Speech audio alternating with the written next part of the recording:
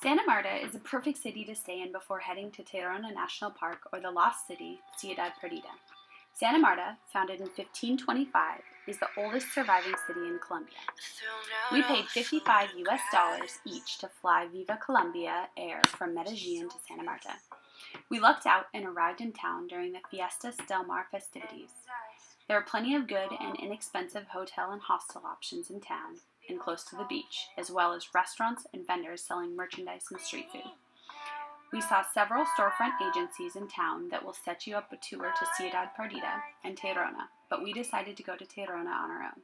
Additionally, our hostel allowed us to store our luggage with them for free while we explored Tayrona National Park. We paid 1,500 Colombian pesos each for the short bus trip from our hostel to just outside of Santa Marta's downtown in order to catch the bus to Tayrona. We paid an additional 10,000 Colombian pesos each for the 30-minute bus ride to the Tayrona Park entrance. Get to the park early and bring lots of cash. We waited in line for 45 minutes just to enter the park, and the entry fee set us back 42,000 Colombian pesos each.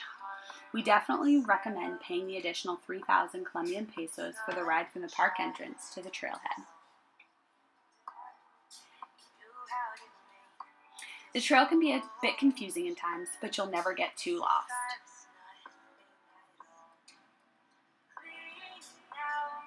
The first campsite we came across was El Paraiso. This was the nicest of the three places we looked at, but it appeared to be mostly families that stayed here.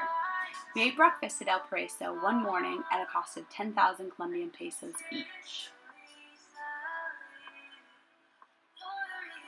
As we walked down the trail from El Paraiso, we saw horses available to ride and people selling ice cream and fresh squeezed orange juice. We somehow missed a turn and took the long route from El Paraiso to Cabo San Juan, but this worked out in our favor when we stumbled across a group of monkeys playing in the trees. From the start of our hike, it took us 1 hour and 45 minutes to get to Cabo San Juan. This seemed long until our friends told us that it took them 3 hours to hike from Pueblito to Cabo San Juan. Even though Cabo San Juan is considered the backpacker's destination, it appeared too disorganized and crowded for us. The lines were long everywhere, and we couldn't find an available locker to store our backpacks. We waited for over an hour and still were unable to reserve a hammock for the night. Fortunately, there's a cheaper and less crowded option 20 minutes closer to the park entrance. We paid 15,000 Colombian pesos each for hammocks at Bukaru. Plus, they'll store your backpacks for free at reception. We also ate dinner there for 20,000 Colombian pesos each. Beers will cost you an additional 4,000 pesos though. At 10 p.m., they do turn out all the lights, so keep your flashlights close. Bukaru is not located on the water, but there is a nice and quiet beach a 5-minute walk away. We are glad that we went to Tayrona. Overall, the scenery was amazing and the water felt great, especially after such an intense hike. And if you're cheap like us and don't want to pay for good lodging, then don't expect to sleep much in a hammock.